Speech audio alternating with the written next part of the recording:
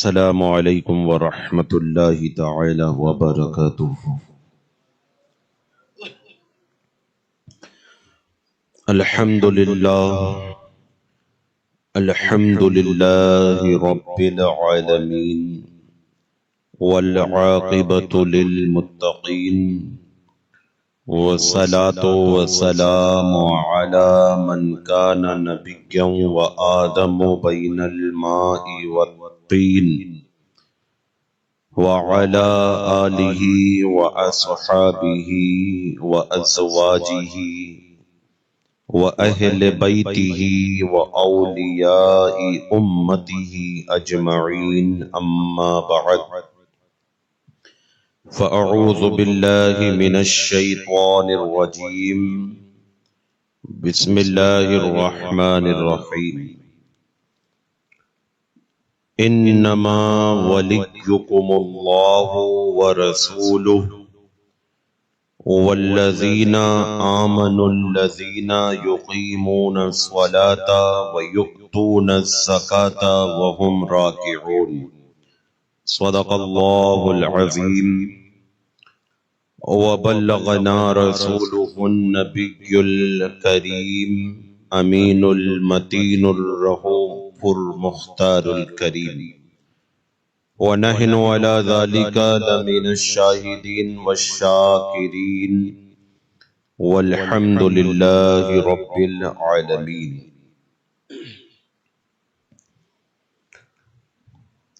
مرتضی شیر حق اشجع الاشجعین، مرتضی شیر حق اشجع الاشجعین، ساقی شیر و شربت پہ لاکھوں سلام۔ شیر شمشیر زن فاتح خیبر شکن، شیر شمشیر زن فاتح خیبر شکن، پرتو دست قدرت پہ لاکھوں سلام۔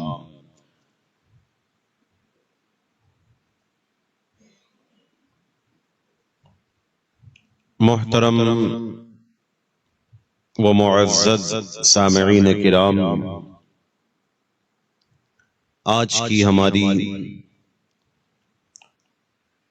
ذکر شہدائے کرب و بلا کی محافل حسینی کی 5ویں محفل پاک ہے، اور جس میں ہم خلیفہ چہارم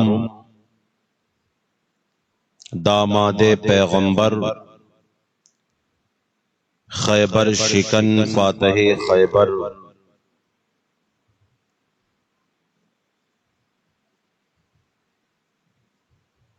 والد حسنین کریمین باب الحکمت والعلم شہنشاہ شجاعت تاجدار فصاحت و بلاغت صحابی رسول عاشق پیغمبر خلیفہ راشد تاجدار ولایت منبع فیض و حکمت حضرت سیدنا علی المرتضی کرم اللہ تعالی وجہہ الکریم کی بارگاہ میں خراج عقیدت پیش کریں گے۔ آئیے اس سے پہلے آقا نامدار مدینے کے تاجدار دو عالم کے مالک و مختار حضور سید عالم نور مجسم شفیع امم شافع محشر صاحب القرآن والبراق والمعراج حضرت سیدنا محمد الرسول اللہ صلی اللہ تعالی علیہ وسلم کی بارگاہ میں بآواز بلند درود پاک کا ہدیہ پیش کریں اور پڑھیں، اللہم صلی علی سیدنا شفیعنا و مولانا محمد معدن الجود والکرم وآلہ الکرام وابنہ الکریم وبارک وسلم صلو علیہ صلاۃ وسلام علیک یا رسول اللہ وسلم علیک یا حبیب اللہ۔ اہل سنت والجماعت کا یہ موقف ہے کہ نبی کے تمام صحابہ کرام قطعی جنتی ہیں،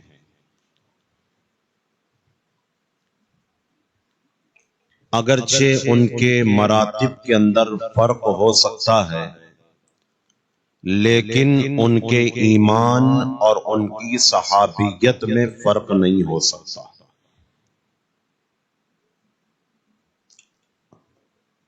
اور صحابہ کرام کے ذکر کے وقت میں مطلقاً ذکر کیا جاتا ہے، لیکن جب سیدنا مولائے کائنات کا ذکر ہوتا ہے تو آپ کے ذکر کے حوالے سے دو جماعتیں بڑی مشہور ہیں، جس کا ذکر میں تقریر کے اخیر میں کروں گا۔ مولائے کائنات کون ہیں؟ مولائے کائنات کی فضیلت کیا ہے؟ قرآن مجید فرقان حمید میں حضرت مولائے کائنات کی فضیلت اور آپ کے مناقب کو کس انداز میں بیان کیا گیا؟ حضور رحمت عالم صلی اللہ تعالی علیہ وسلم نے حضرت مولائے کائنات کی کتنی فضیلت بیان کی، یہ ایک اہل سنت والجماعت کے چھوٹے سے چھوٹے بچے پر بھی چھپا ہوا معاملہ نہیں ہے، بلکہ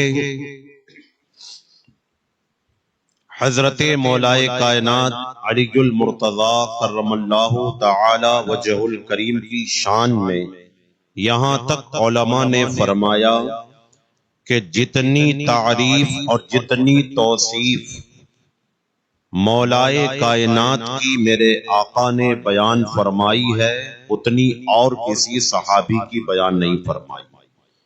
الگ الگ حدیثیں، الگ الگ روایتیں، الگ الگ انداز، الگ الگ مقام، یوں کہیے کہ میرے آقا صلی اللہ تعالی علیہ وسلم نے تمام صحابہ کرام کی فضیلت کو بھی بیان فرمایا، اور جہاں حضرت علی کی فضیلت کو بیان کرنے کا موقع آیا تو وہاں سیدنا مولائے کائنات کی فضیلت کو بھی آقا نے بیان فرمایا۔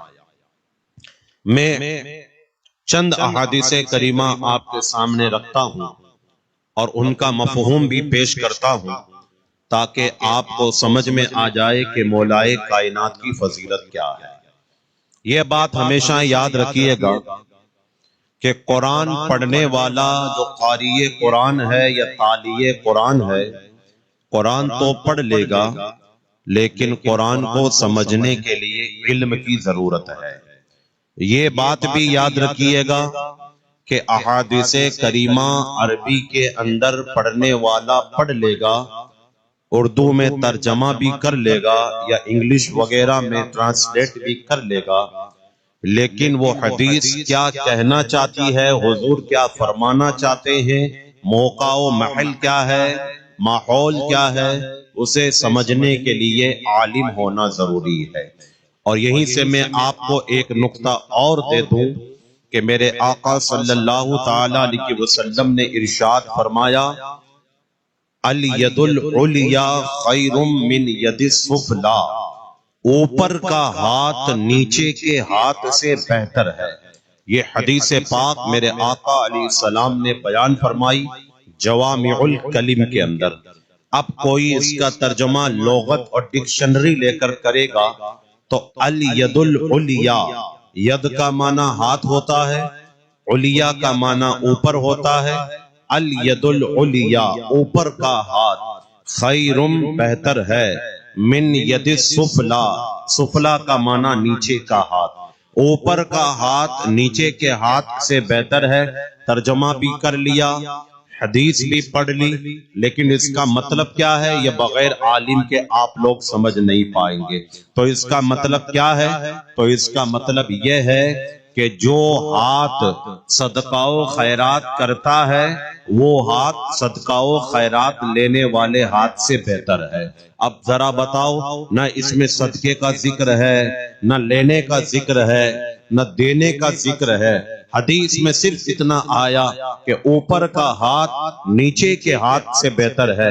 بغیر علماء کے اس حدیث کو کوئی سمجھ جائے یہ ممکن نہیں ہے۔ اسی طرح میرے آقا صلی اللہ تعالی علیہ وسلم نے ارشاد فرمایا، الماء من الماء، پانی پانی سے ہے۔ اب کیا مطلب ہے؟ ماں کا معنی بھی پانی ہے، مما ان کا ماں کا معنی بھی پانی ہے، پانی پانی سے ہے۔ حدیث پڑھ لی، ترجمہ کر لیا، لغت ڈکشنری دیکھ کر کھنگال لی، معنی کیا ہے بغیر عالم کے سمجھ میں نہیں آئے گا۔ اور جب عالم سے پوچھیں گے تو پھر عالم حدیث کا معنی بتائے گا کہ الماء من الماء، پانی پانی سے ہے کا مطلب یہ ہے کہ جب مرد اور عورت مجامعت کرے، ہم بستری کریں، اور جب ان کا دخول ہو جائے تو اب اس پانی کے نکلنے کی بنیاد پہ دوسرا پانی یعنی جس سے غسل فرض ہو جاتا ہے۔ تو اب ذرا بتائیے، حدیث پاک کے اندر جو لفظ آتا ہے ہر ایک کی بس کے بات نہیں ہے کہ وہ سمجھ جائے۔ میرے آقا صلی اللہ تعالی علیہ وسلم ارشاد فرماتے ہیں کہ جو استنجا کرے وہ وطر کرے۔ ایک بہت بڑے محدث تھے، وہ اس کے اندر الجھ کر رہ گئے۔ جب بھی پیشاب کرتے تھے 3 رکعت وطر کی نماز پڑھتے تھے، جب بھی استنجا کرنے جاتے تھے 3 رکعت وطر کی نماز پڑھتے تھے۔ ایک نے پوچھا کہ وطر کی نماز تو عشاء کے بعد پڑھی جاتی ہے، اس کا وقت عشاء کے فرائض کے بعد ہے، تم ہر وقت پڑھ لیتے ہو؟ حدیث میں آیا ہے من استنجا فلیؤتر، جو استنجا کرے وطر کرے۔ حدیث تو پڑھ لی لیکن سمجھ نہ پائے، پھر علماء سے رابطہ کیا تب سمجھ میں آیا کہ اس حدیث کا مطلب یہ ہے کہ جب استنجا کیا جائے تو وطر کیا جائے۔ اور وطر کا معنی کیا ہوتا ہے؟ وطر کا معنی طاق ہوتا ہے، یعنی 1 ہے، 3 ہے، 5 ہے، 7 ہے، 9 ہے، 11 ہے، 13 ہے، جس میں 2 کو برابر ڈیوائیڈ نہ کیا جائے اس کا معنی وطر ہوتا ہے۔ اب یہ حدیث کا مطلب کیا ہے کہ جب تم استنجا کرو تو اگر تم اپنی شرمگاہ کو پاک کرنے کے لیے ڈھیلا استعمال کرو، پتھر استعمال کرو، تو کم سے کم 3 استعمال کرو۔ یہ ہے وطر کا معنی۔ اگر 3 سے صاف نہ ہو تو 4 مت استعمال کرو بلکہ 5 استعمال کرو۔ اگر 5 سے بھی صاف نہ ہو تو 6 استعمال مت کرو، 7 استعمال کرو، یعنی وطر کو استعمال کرو۔ اور وطر کو اللہ پسند فرماتا ہے، اور وطر ہی کو اللہ کے رسول بھی محبوب جانتے ہیں۔ یہ 3 مثالیں میں نے آپ کے سامنے کیوں رکھی؟ آگے جو احادیث کریمہ میں بتانے جا رہا ہوں اس میں آپ کو پتا چلے گا۔ میرے آقا صلی اللہ تعالی علیہ وسلم ارشاد فرماتے ہیں کہ اے علی، تمہاری مثال، تمہاری منزل میرے نزدیک حضرت ہارون علیہ السلام کی طرح ہے، یعنی جس طرح حضرت موسیٰ علیہ السلام سے حضرت ہارون کا تعلق تھا اسی طرح تمہارا تعلق میرے ساتھ میں ہے۔ الا لا نبی بعدی، مگر یہ کہ میرے بعد کوئی نبی نہیں۔ اب اس حدیث کا مطلب کیا ہے؟ تو علماء بیان فرماتے ہیں کہ حضرت موسیٰ علیہ السلام کے بڑے بھائی تھے حضرت ہارون علیہ السلام۔ یہ کب ہوا؟ یہ حدیث کب آقا کریم نے ارشاد فرمائی؟ جب میرے آقا غزوہ تبوک تشریف لے جا رہے تھے۔ جب غزوہ تبوک تشریف لے جانے لگے تو سیدنا مولا کائنات تشریف لائے اور میرے آقا کے ساتھ چلنے کا آپ نے ارادہ فرمایا۔ تو میرے آقا نے ارشاد فرمایا اے علی، تم غزوہ تبوک میں میرے ساتھ نہ جائیے بلکہ تم مدینہ میں رہیے تاکہ اہل مدینہ کی عورتیں محفوظ رہیں اور تم ان کی حفاظت کرتے رہو۔ اور پھر میرے آقا نے فرمایا کہ جس طرح حضرت موسیٰ علیہ السلام 40 دنوں تک کوے طور پر توریت شریف لینے کے لیے گئے تھے تو اپنے بڑے بھائی حضرت ہارون علیہ السلام کو اپنا نائب بنا کر گئے تھے۔ حالانکہ یہ ہمارا عقیدہ ہے کہ حضرت موسیٰ بھی پیغمبر ہیں اور حضرت ہارون بھی نبی ہیں۔ حضرت ہارون حضرت موسیٰ سے بڑے تھے اور حضرت موسیٰ چھوٹے تھے، اور رشتے میں دونوں بھائی تھے، سگے بھائی تھے۔ لیکن میرے آقا نے فرمایا کہ یہ مت سمجھ لینا کہ میں تمہیں اپنی جگہ چھوڑ کے جا رہا ہوں تو تم کو بھی نبوت مل گئی، نہیں، بلکہ میرے آقا نے آگے ارشاد فرما دیا الا لا نبی بعدی، مگر یہ کہ میرے بعد میں کوئی نبی نہیں۔ اب یہ حدیث پاک کا اگر یوں ترجمہ کیا جائے تو بہت سارے لوگ دھوکہ کھا گئے، اور معاذ اللہ رب العالمین دھوکہ یہاں تک کھا گئے کہ انہوں نے یہ سمجھ لیا کہ اس حدیث کے اندر میرے آقا علیہ السلام نے حضرت علی کی خلافت کا اعلان کیا، حالانکہ یہاں خلافت کا کوئی اعلان نہیں ہوا۔ خلیفہ بنایا گیا لیکن خلیفہ مطلق نہیں بنایا گیا، بلکہ یہاں پر وقتی طور پہ خلیفہ بنایا گیا۔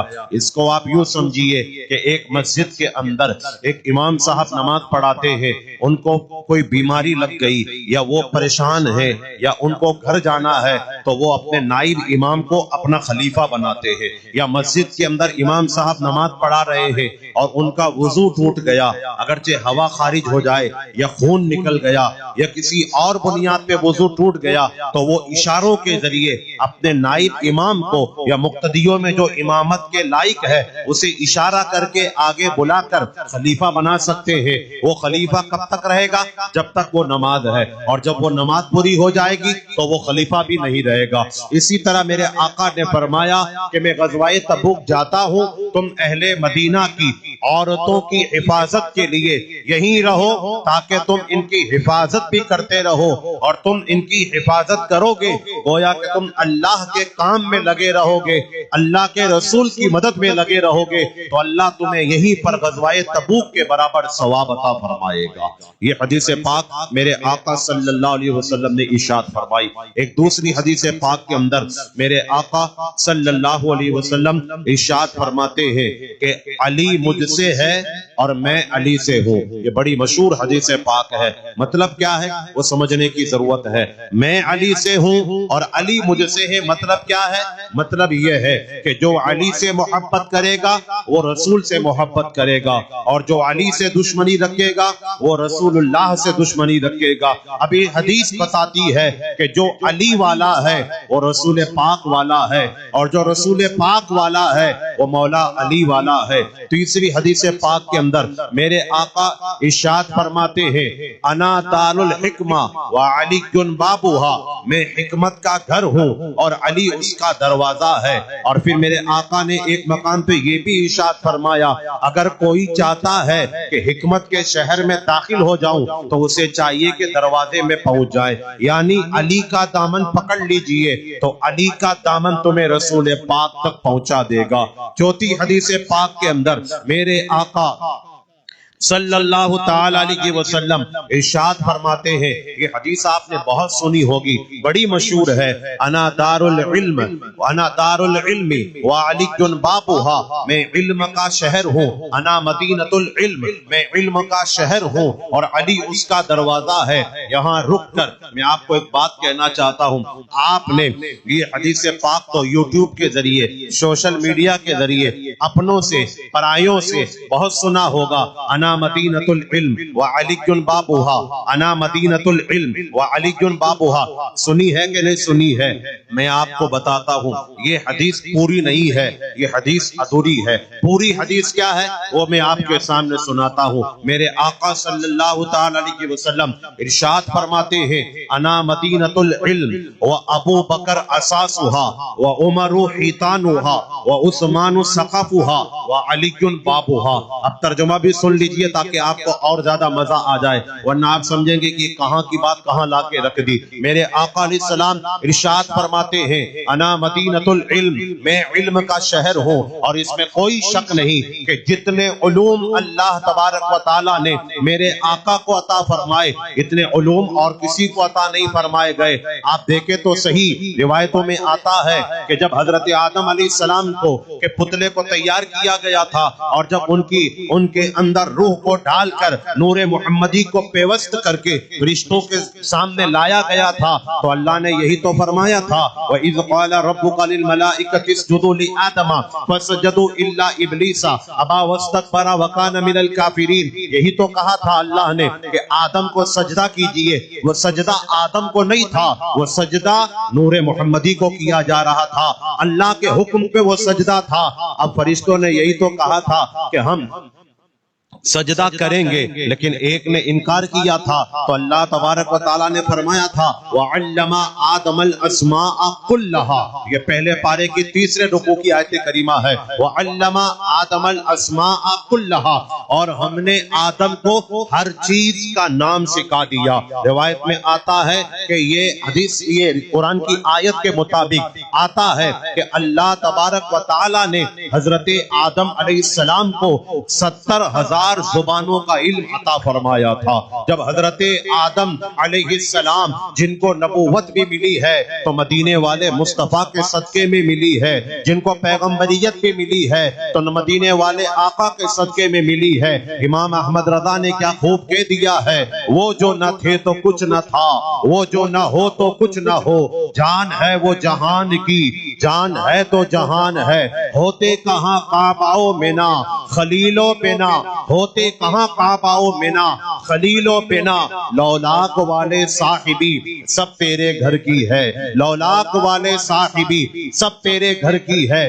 70,000 زبانوں کا علم اللہ نے حضرت آدم کو عطا فرمایا تھا، اور جب باری آئی اپنے حبیب پاک کی تو اللہ نے 27ویں پارے کے اندر سورۃ الرحمن میں یہ کہہ کر مصطفیٰ کے علم کا چرچا فرمایا الرحمن علم القرآن، رحمان نے قرآن سکھا دیا۔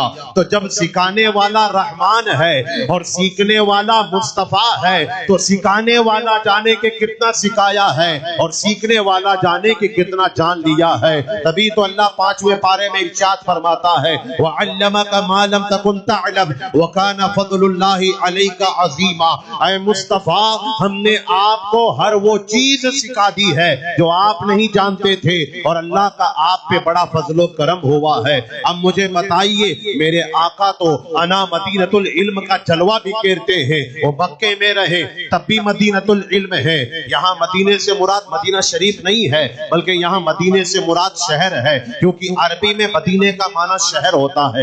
یہ الگ بات ہے کہ میرے آقا جب مدینہ شریف تشریف لے گئے تو مدینہ بولتے ہی مدینۃ المنورہ کا خیال ذہن میں آتا ہے۔ اب میرے آقا فرماتے ہیں انا مدینۃ العلم، میں علم کا شہر ہوں، وہ ابو بکر اساسہا، اور ابو بکر اس شہر کی بنیاد ہے، وہ عمر ایتانہا، اور عمر اس شہر کی دیوار ہے، وہ عثمان سقفہا، اور عثمان اس شہر کی چھت ہے، وہ علی بابہا، اور علی اس شہر کا دروازہ۔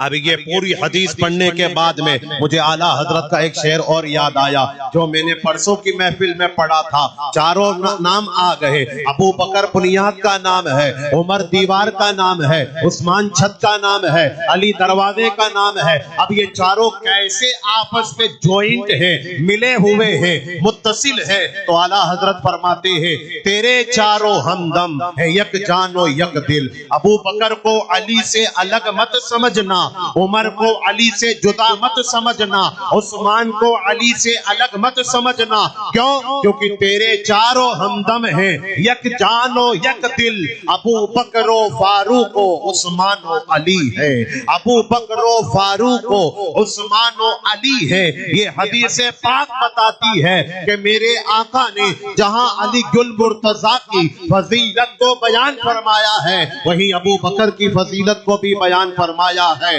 وہی عمر کی فضیلت کو بھی بیان فرمایا ہے، اور وہی عثمان غنی کی فضیلت کو بھی بیان فرمایا ہے۔ تبھی تو اعلیٰ حضرت نے سلام پیش کر دیا کہ ان کے مولا پہ، ان کے مولا کے ان پہ کروڑوں درود، ان کے اصحاب و اطرت پہ لاکھوں سلام۔ صحاب کی جمع اصحاب یعنی صحابہ، اور اطرت کا معنی خاندان۔ تو اعلیٰ حضرت نے جہاں جہاں صحابہ کا ذکر کیا وہاں اہل بیت کا بھی ذکر کیا، اور جہاں جہاں اہل بیت کا ذکر کیا وہاں وہاں صحابہ کا بھی ذکر کیا۔ تبھی تو آپ نے ڈنکے کی چوٹ پہ کہا ہے اہل سنت کا ہے بیڑا پار، اصحاب حضور نجم ہے اور ناو ہے اطرت رسول اللہ کی۔ اب قرآن مجید کی وہ آیت کریمہ بڑی تیزی کے ساتھ میں پیش کر دوں۔ اللہ ارشاد فرماتا ہے، پارہ نمبر 6 ہے، سورۃ المائدہ ہے، انما ولیکم اللہ ورسولہ والذین آمنوا الذین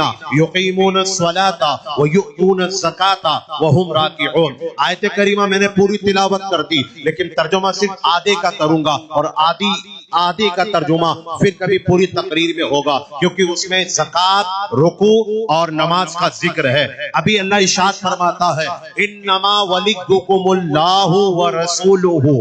ہم مولائے کائنات کو مولائے کائنات کیوں مانتے ہیں وہ بتا رہا ہوں۔ ہم علی المرتضیٰ کو مولائے کائنات کیوں مانتے ہیں وہ ثابت کر رہا ہوں۔ اللہ فرماتا ہے، دوست نہیں ہے مگر وہ ہو کہ جس کو اللہ دوست رکھے، ولی رکھے، مددگار رکھے، جس کا اللہ مددگار ہو۔ ولیکم اللہ، جس کا اللہ مددگار ہو، ورسولہ، اور جس کا مددگار اللہ کا حبیب ہو، والذین آمنوا، اور وہ ہو جو ایمان لایا ہے۔ اور کون ایمان کون لایا اور ایمان لانے کی صفت کیا ہے؟ تو اللہ فرماتا ہے الذین یقیمون الصلاۃ، جو نماز قائم کرتے ہیں، ویؤتون الزکاۃ، زکوٰۃ ادا کرتے ہیں، وہم راکعون، اور وہ اللہ کی بارگاہ میں رکوع کرتے ہیں، یعنی عاجزی اختیار کرتے ہیں اور اپنے سروں کو رب کی بارگاہ میں جھکاتے ہیں۔ اب میں آپ کو بتاتا ہوں، ہم مولائے کائنات کو مولائے کائنات اس لیے کہتے ہیں کہ میرے آقا نے ارشاد فرمایا کہ علی تمام مومنوں کا مولا ہے۔ علی کیا ہے؟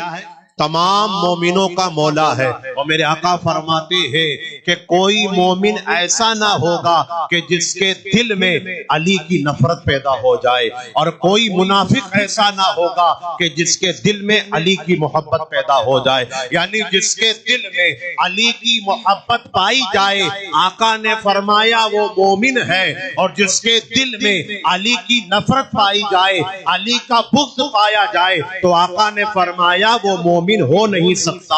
یہی وجہ ہے کہ میرے آقا صلی اللہ تعالی علیہ وسلم نے بار بار حضرت علی المولا کا ذکر فرمایا۔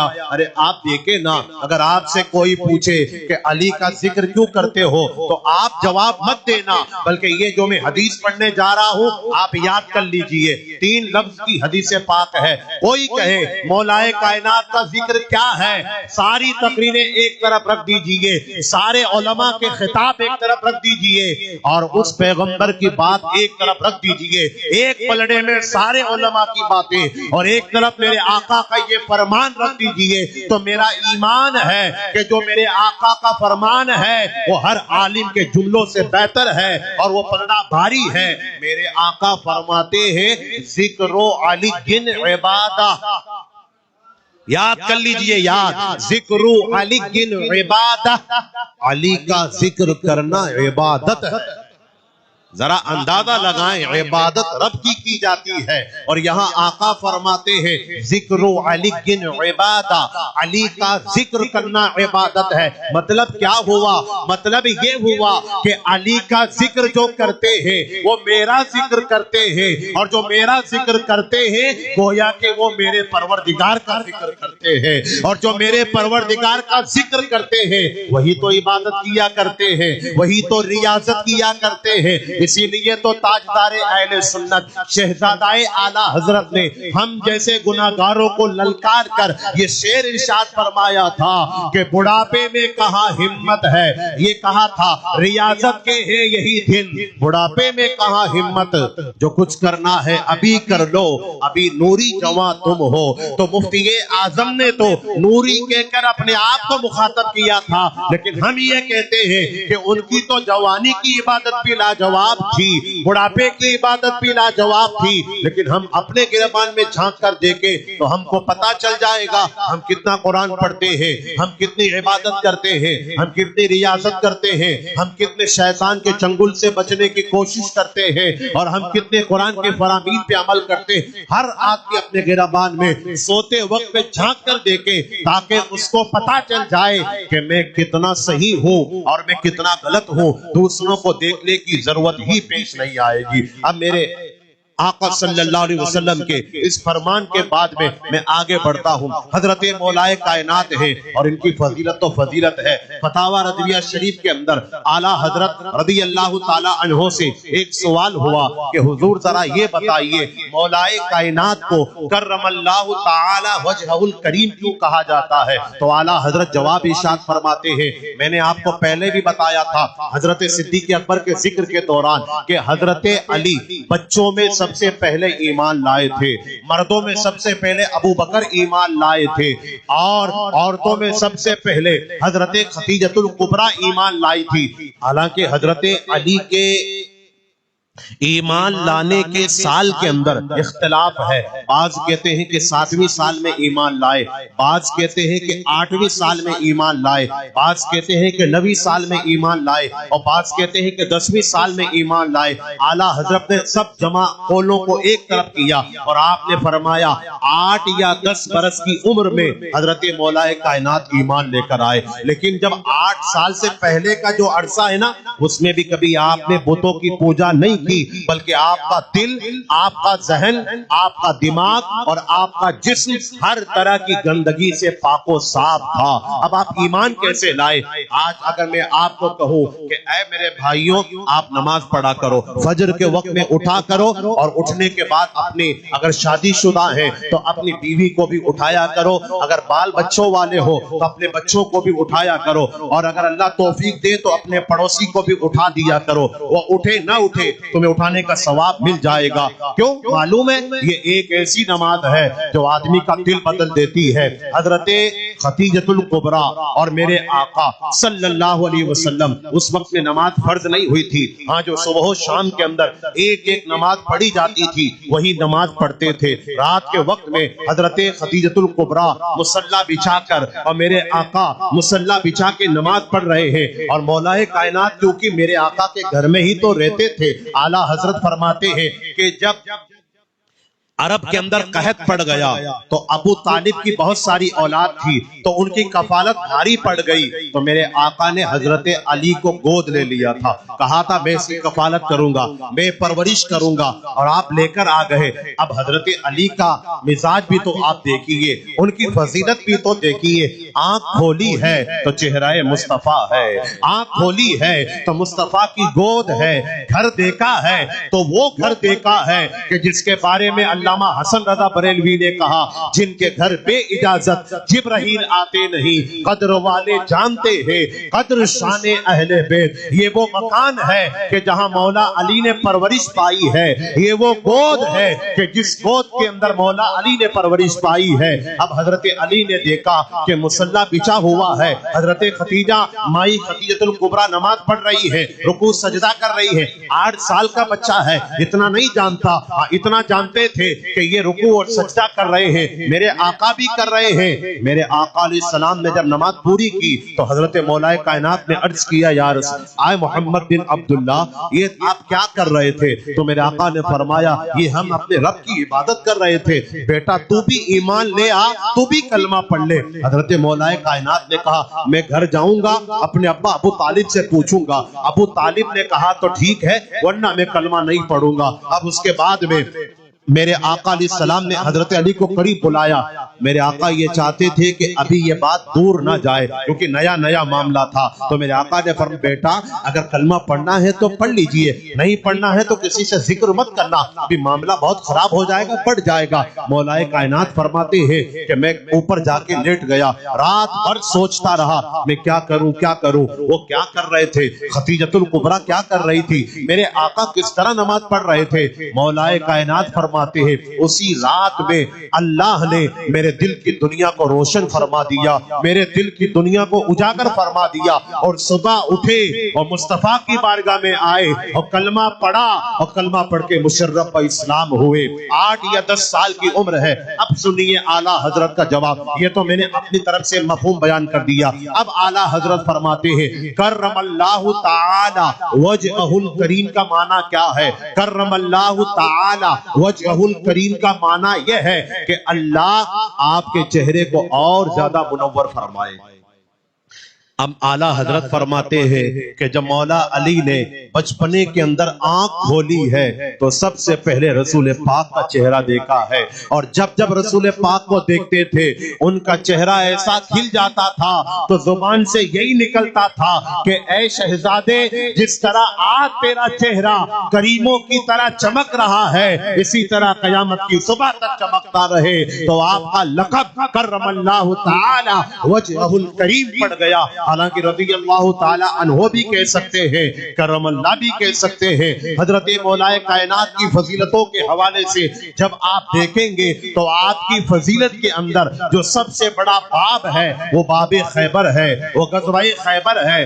آپ کو معلوم ہوگا میرے آقا صلی اللہ علیہ وسلم نے ارشاد فرمایا تھا کہ کل میں ایک ایسے آدمی کے ہاتھ میں جھنڈا دوں گا کہ جس کے اندر 3 خوبیاں پائی جائیں گی. بڑی توجہ کے ساتھ میں سنیے گا, غزوہ خیبر کو 2 منٹ میں بیان کر کے آگے بڑھتا ہوں. 3 خوبیاں پائی جائیں گی. اب صحابہ پریشان ہیں کل کس کو بلایا جائے گا, کیونکہ ان کو پتا تھا, ان کو معلوم تھا کہ رسول پاک نے کہا ہے کہ کل خیبر کا جھنڈا میں جس کے ہاتھ میں دوں گا 3 خوبیوں کا مالک ہوگا. اور وہ 3 خوبیاں کون سی ہیں؟ پہلی خوبی یہ ہے کہ اللہ اور رسول اس سے محبت کرتے ہیں. دوسری خوبی کون سی ہے؟ وہ خود بھی اللہ اور اللہ کے رسول سے محبت کرتا ہے. اور تیسری خوبی کیا ہے؟ وہی فاتح خیبر بن کر آئے گا. تو یہ 3 خوبیاں کس کے نصیبے میں آئیں گی؟ تمام صحابہ فرماتے ہیں رات پر ہم کو نیند نہ آئی, ہم کروٹیں بدلتے رہے, رات گزرنے کا انتظار کرتے رہے. صبح ہوئی,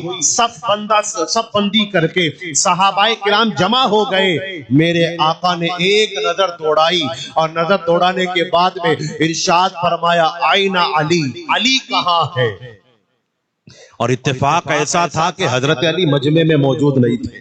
صحابہ نے کہا یا رسول اللہ علی مولا تو موجود نہیں ہے, وہ تو خیمے میں آرام کر رہے ہیں. میرے آقا نے فرمایا علی کو کیا ہوا؟ تو حضرات صحابہ نے فرمایا, عرض کیا یا رسول اللہ علی کی آنکھ کے اندر کچھ تکلیف ہے, یعنی آشوب چشم ہو گیا, آنکھ بہنے کی بیماری ہو گئی. میرے آقا نے فرمایا جاؤ خیمے سے علی کو بلا کے لاؤ. جو مولا کائنات کو بلا کے لایا گیا, میرے آقا نے فرمایا علی آشوب چشم ہو گیا, چشم کی بیماری ہو گئی, پانی نکل رہا ہے. میرے آقا نے اپنا لعاب دہن سرما بنا کر نور والا علی کی آنکھ میں لگا دیا. تو علی فرماتے ہیں قسم بخدا جس طرح مجھے تکلیف محسوس ہو رہی تھی, آقا کا تھوک مبارک میری آنکھ میں گیا, اللہ نے مجھے فوراً شفا کاملہ عطا فرما دی. ارے یہ کون سا تھوک ہے؟ یہ وہ تھوک ہے جو غارِ ثور کے اندر ابو بکر کی ہڈی پہ لگ جائے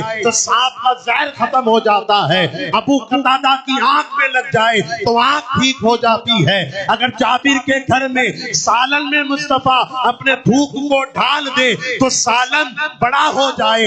اگر کسی صحابی کے گھر کے اندر میرے آقا آٹے میں لعاب دہن ڈال دے تو آٹے میں برکتیں پیدا ہو جائیں. ارے یہ وہ لعاب دہن ہے کہ اگر کھارے کنویں کے اندر میرے آقا لعاب دہن ڈال دے تو پھر عالم یہ ہو جاتا ہے کہ پورے پورے مدینے کے اندر اس کنویں سے زیادہ کسی کا پانی میٹھا ہی نظر نہیں آتا ہے. تبھی تو اعلیٰ حضرت نے فرمایا ہے کہ مصطفیٰ کا لعاب دہن ایسا ہے تو مصطفیٰ کا نور کیسا ہوگا. ہاں حضرت علی رضی اللہ تعالیٰ عنہ کی آنکھ میں جب وہ لعاب دہن گیا ہے علی فوراً تندرست ہو گئے. اب میرے آقا نے جھنڈا اٹھایا اور جھنڈا اٹھا کر مولا کائنات کو دیا. صحابہ نے دیکھ لیا, اتنے سارے صحابہ کرام موجود ہیں, انہوں نے دیکھ لیا کہ علی وہ ہے کہ جس سے اللہ بھی راضی ہے, اللہ کا رسول بھی راضی ہے, اور علی وہ ہے کہ ہم سب کو فاتح خیبر نہ بنایا گیا. اگر فاتح خیبر کسی کو بنایا گیا تو فقط حضرت مولا کائنات کو بنایا گیا ہے.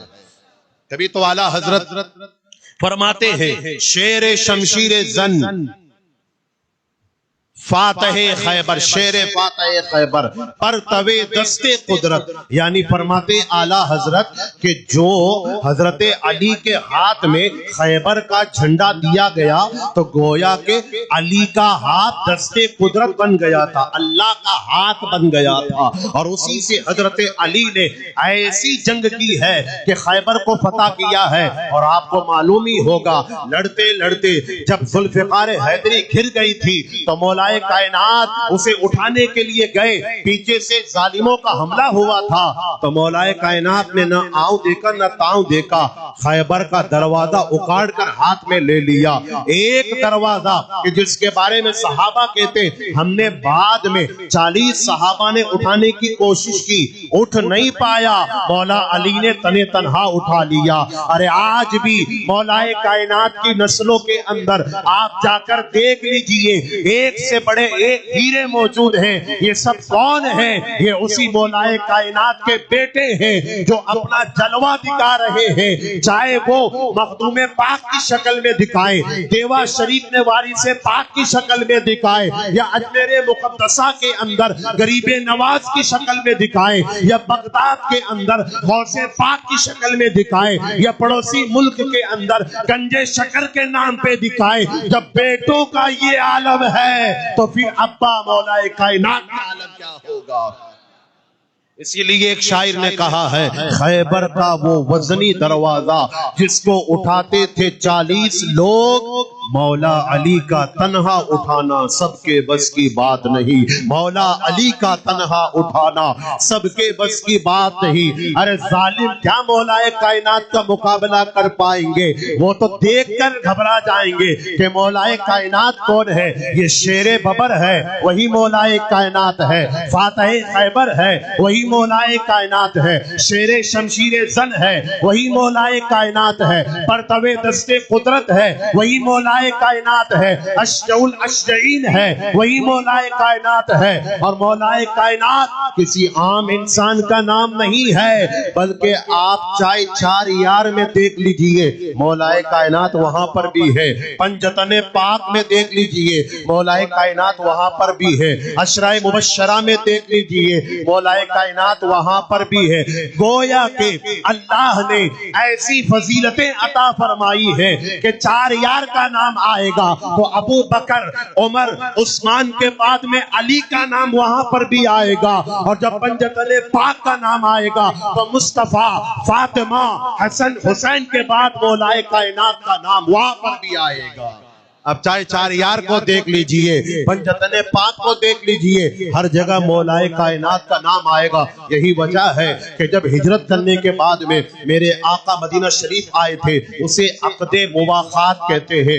1 منٹ دیجئے تو یہ بھی سمجھا دیتا ہوں. عقد مواقات کا مطلب آپس میں بھائی بھائی بنانا. ایک ہوتا ہے انصار اور ایک ہوتا ہے مہاجر. انصار مہاجر میں کیا فرق ہے؟ جو پہلے ہی سے صحابہ مدینے میں تھے وہ انصاری صحابہ کہلائے. انصار کا معنی مدد کرنے والا, اور جو مکے سے ہجرت کر کے مدینے آئے وہ مہاجر صحابہ ہوئے, یعنی ہجرت کرنے والے. اب میرے آقا نے فرمایا جو مکے سے چل کر آئے ہیں ان کا تو گھر بار نہیں ہے, ان کا تو کھان پان نہیں ہے, تو ایسا کیجئے ایک مدینے والا ایک مکے والا آپس میں بھائی بھائی بن جائے, ایمانی رشتے کا بھائی بن جائے. سب کو بھائی بنا دیا. مولا کائنات کونے میں کھڑے ہیں, آنکھوں میں آنسو ہے. آقا کریم کریم نے ارشاد فرمایا اے علی کیا ہوا؟ ماذا تبکی کا، کس چیز نے تجھ کو رلا دیا؟ مولا کائنات نے عرض کیا یا رسول اللہ سب کو تم نے ایک دوسرے کا بھائی بنا دیا، مجھے کس کا بھائی بناؤ گے؟ میرے آقا علیہ السلام نے ارشاد فرمایا یا علی انت اخی فی الدنیا والآخرہ، اے علی تو دنیا میں بھی میرا بھائی ہے، آخرت میں بھی میرا بھائی ہے۔ اب ذرا اندازہ لگائیے، جسے میرے آقا دنیا میں بھی اپنا بھائی کہے، آخرت میں بھی اپنا بھائی کہے، اس مولا کائنات کی فضیلت کا اندازہ کون لگا سکتا ہے؟ یہی وجہ ہے کہ جب شب ہجرت کا وقت آیا تھا، ہجرت کرنی تھی میرے آقا کو، مدینے میں بہت سارے صحابہ تھے، لیکن میرے آقا نے اپنے بستر پہ کن کو سلایا؟ سب کو پتا ہے، میں واقعہ بیان نہیں کروں گا، صرف پوائنٹ دے کے آگے بڑھوں گا۔ صرف مولا کائنات کو سلایا، اور معلوم ہے اس وقت میں میرے آقا کا جو بستر تھا نا، وہ بستر موت تھا۔ 40 تلواریں لٹک رہی تھی، 40 کافر باہر کھڑے تھے کہ ابھی موقع ملے، ابھی موقع پورا کر دے، ابھی موقع ملے رسول پاک کو شہید کر دے۔ میرے آقا نے فرمایا علی میں ابو بکر کو لے کر غار ثور جاؤں گا، وہاں سے مدینہ شریف جاؤں گا، تم میرے بستر پہ آج رات آرام کر لیجئے، صبح اٹھ کر مدینے والوں کی جو امانتیں ہیں انہیں دے دینا اور پھر آ جانا۔ اب ذرا علی کا ایمان بھی چیک کر لیجئے، وہ کہتے ہیں نا کہ اگر حلالی بننا ہے تو علی کے ایمان کی طرح ایمان چاہیے۔ مولا کائنات نے یہ نہیں کہا حضرت میں نہیں سو سکتا ہوں، ابھی پتہ نہیں کون تلوار چلا دے گا۔ آج ہماری طرح کوئی کچا پکا مسلمان ہوتا جو گناہوں کی بنیاد پہ ایمان کی نورانیت ہمارے اندر وہ نہیں پائی جاتی تو ہم کہہ دیتے ہیں نا فلاں بہت طاقتور ہے، ہم کیا کر سکتے ہیں، حالات خراب ہیں، ماحول خراب ہے۔ احتیاط اپنی جگہ پر ہے، لیکن ذہن میں یہ خیال تو آتا ہے نا، لیکن مولا کائنات نے یہ نہیں سوچا۔ مولا کائنات لیٹ گئے، چادر رسول اوڑھ کر لیٹ گئے۔ بعد میں جب پوچھا گیا علی رات کو نیند آئی تھی تو کیسی نیند آئی تھی؟ تو مولا کائنات نے محبتوں بھرا جملہ دیا تھا، ارے پیارے ایسی نیند تو مجھے زندگی میں کبھی نہیں آئی۔ پوچھا اے علی کیوں؟ کہا روزانہ سوتا ہوں تو موت کا خدشہ رہتا ہے، لیکن آج مجھے معلوم تھا کہ مصطفیٰ نے یہ کہہ دیا ہے کہ علی سو جاؤ اور صبح اٹھ جانا، تو مصطفیٰ نے اٹھنے کی ضمانت لے لی ہے۔ علی سمجھ گیا علی کبھی بھی مر سکتا ہے، لیکن علی کو آج رات میں موت نہیں آ سکتی۔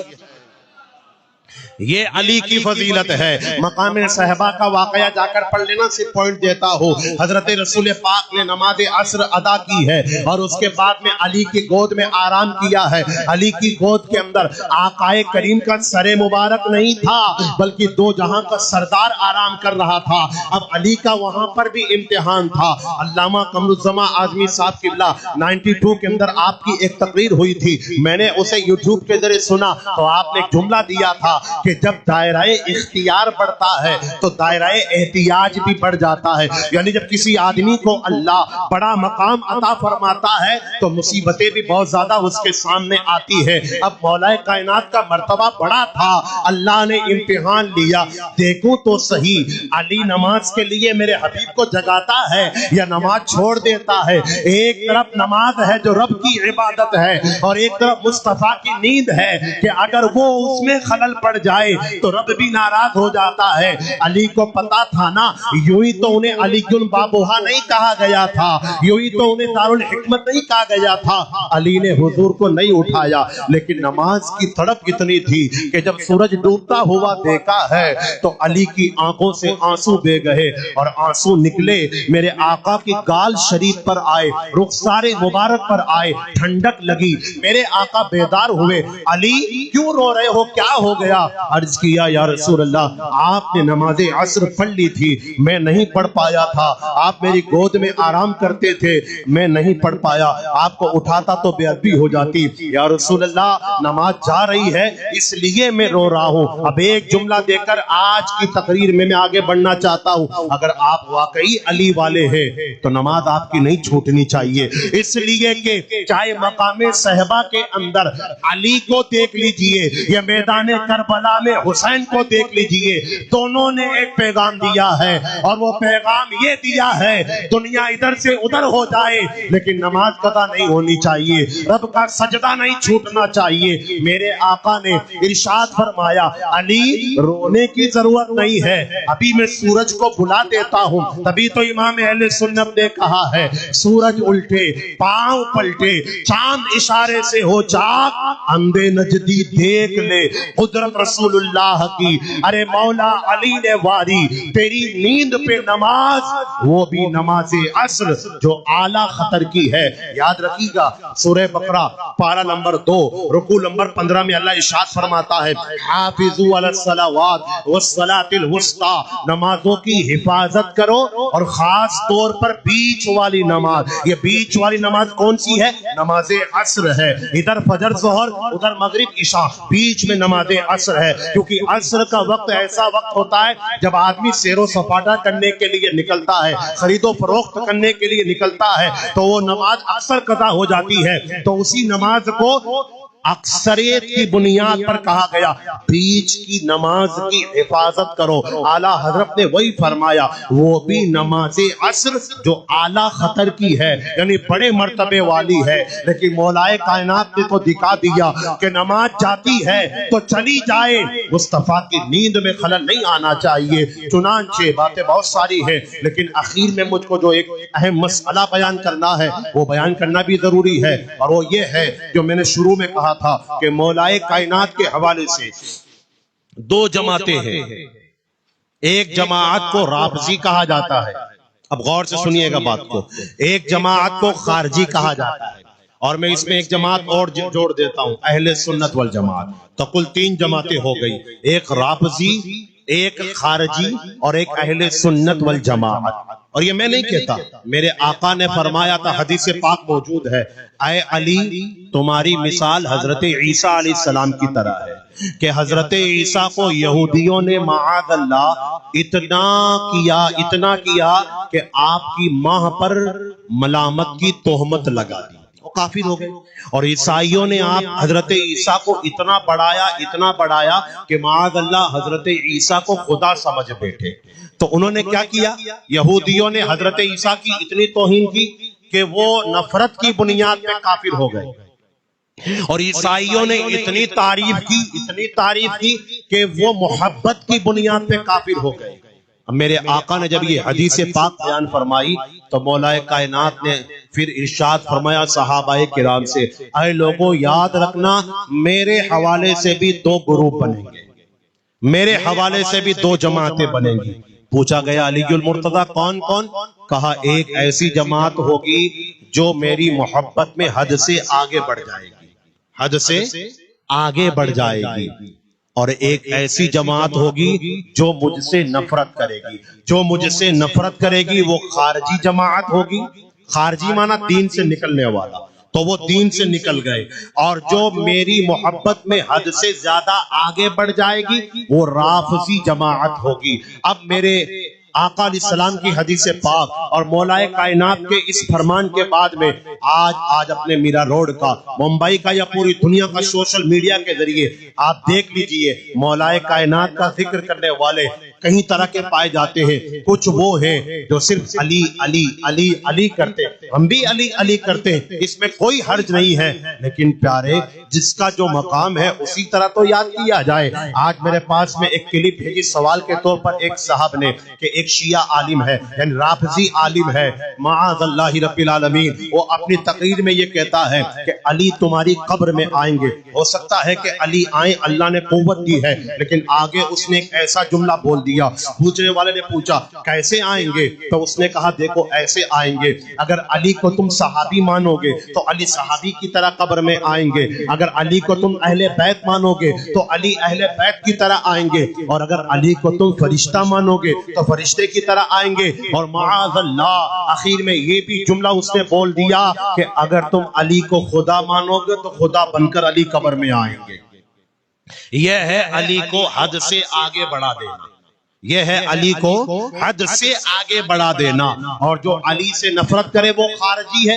جیسے کہ کوفہ والے جب مولا کائنات کوفہ گئے تھے تو خارجیوں نے آپ کو بہت پریشان کیا تھا، حتیٰ کہ آپ ان سے برابر پریشان ہوئے تھے۔ تو آپ یاد رکھیے گا، جس کی جو فضیلت ہے اس کے اسی فضیلت سے یاد کیا جائے گا۔ اور الحمدللہ یہ عقیدہ ہمارا ہے کہ ہم علی کو نہ حد سے زیادہ آگے بڑھاتے ہیں کہ خدا سمجھ لیں، نہ اتنا گھراتے ہیں معاذ اللہ کہ علی کی توہین ہو جائے، بلکہ ہم علی کو وہی مانتے ہیں جو علی کو ابو بکر نے مانا تھا، عمر نے مانا تھا، عثمان نے مانا تھا، حسنین کریمین نے مانا تھا۔ اور اسی عقیدے پر آخری کیل ٹھوک کر میرے امام نے کہہ دیا اہل سنت کا ہے بیڑا پار، اصحاب حضور نجم ہے اور ناو ہے عطرت رسول اللہ کی، ناو ہے عطرت رسول اللہ کی۔ یعنی میرے آقا نے فرمایا تھا اہل بیت کشتی کی نوے کشتی کی طرح ہے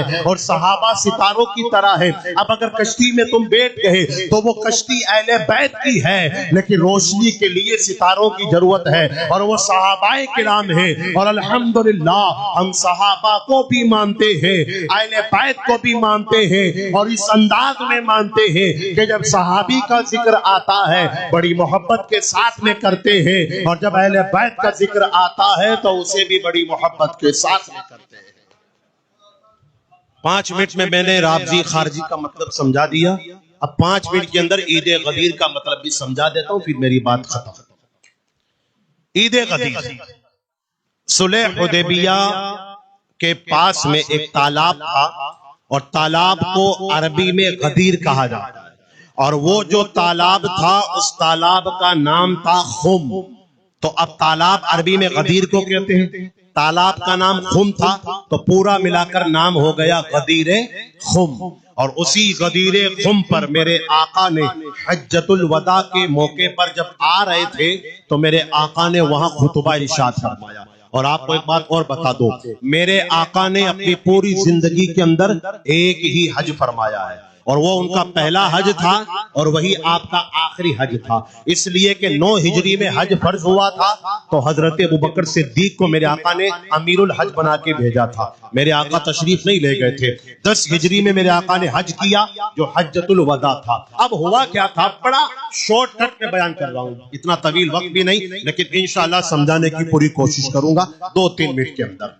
یمن کے اندر میرے آقا نے حضرت علی کو قاضی بنا کر بھیجا۔ یمن کے اندر بڑا مشہور واقعہ ہے کہ مولا کائنات نے کہا تھا یا رسول اللہ میں یمن جاؤں گا تو فیصلہ کیسے کروں گا، تو میرے آقا نے اپنا دست مبارک علی کے ہاتھ پہ لگایا اور عرض کیا اے اللہ علی کو علم و حکمت عطا فرما۔ پھر آپ یمن تشریف لے گئے۔ تو جب آپ یمن تشریف لے گئے تو کسی جنگ کی موقع پر کچھ مال غنیمت آیا تھا جس کو مولا کائنات نے سب میں تقسیم کر دیا، اور جو اہل بیت کا حصہ تھا وہ کچھ خود رکھ لیے، کچھ دوسروں کو دے دیے۔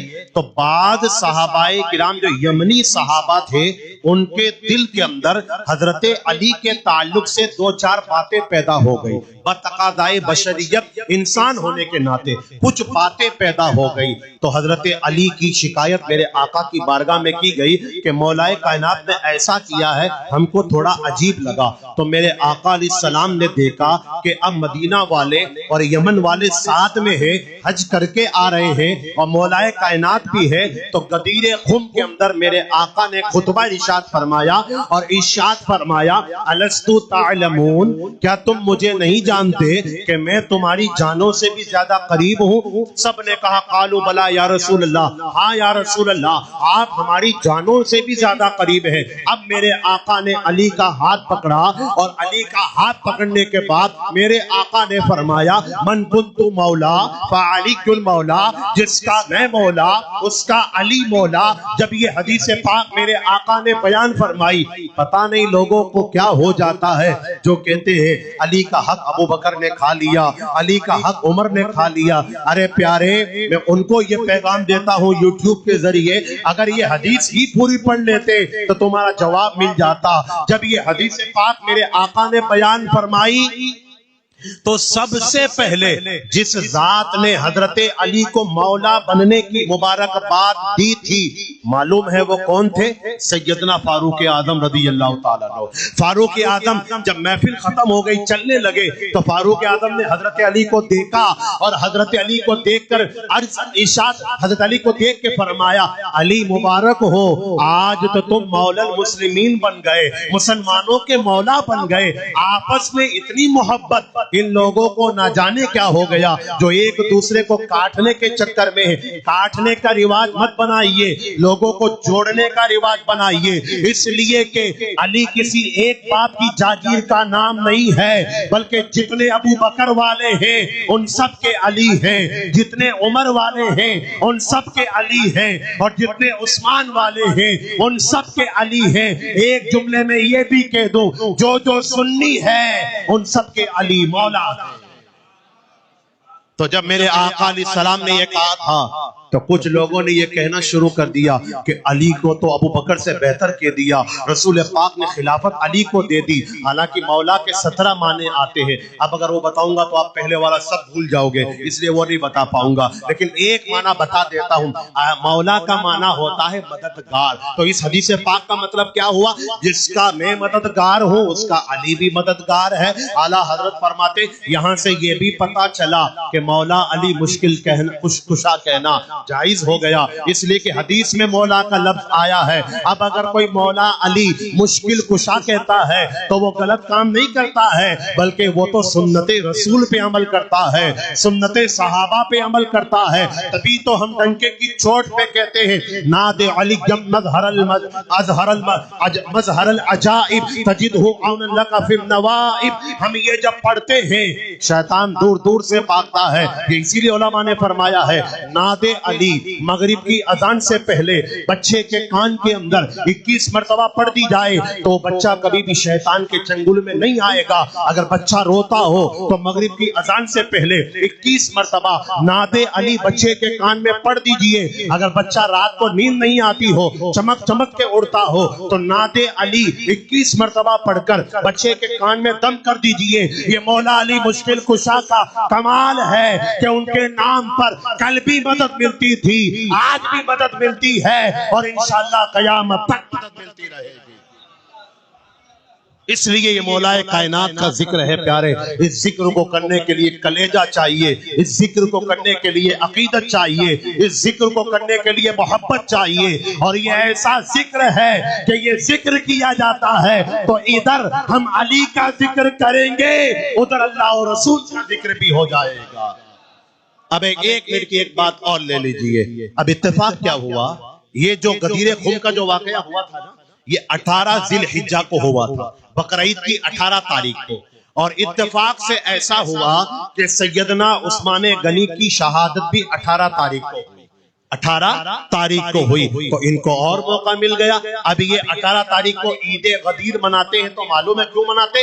اس لیے مناتے ہیں کہ مولا عثمان غنی کی شہادت کی خوشی میں مناتے ہیں، معاذ اللہ رب العالمین۔ لیکن الحمدللہ ہم تو تمام صحابہ کو مانتے ہیں، مانتے رہیں گے، تمام اہل بیت کو مانتے ہیں، مانتے رہیں گے۔ ہاں اتنا ضرور کہوں گا، اگر آپ کسی کو یوٹیوب پہ سنتے ہیں یا اگر آپ انٹرنیٹ پہ کسی کو پسند کرتے ہیں تو پہلے اس کے ایمان کی جانچ کر لیجئے گا، ایمان دیکھ لیجئے۔ اگر وہ مومن ہے، اگر وہ رسول پاک کا عاشق ہے، پھر اگر آپ اس کی تقریر سنتے ہیں تو کوئی حرج نہیں ہے۔ اگر آپ کسی کے محفل میں جاتے ہیں تو پہلے ایمان دیکھ لیجئے گا، ایمان دیکھ لیا اب آپ کو یقین ہو گیا، اب آپ اس کی محفل میں بیٹھیے، ورنہ پتہ بھی نہیں چلے گا پیارے۔ تم جاؤ گے تقریر سننے کے لیے تمہارا ایمان چلا جائے گا، تم جاؤ گے نعت سننے کے لیے نہ جانے کیسے کیسے لوگ آ گئے، کیسے کیسے گمراہ کر دیتے۔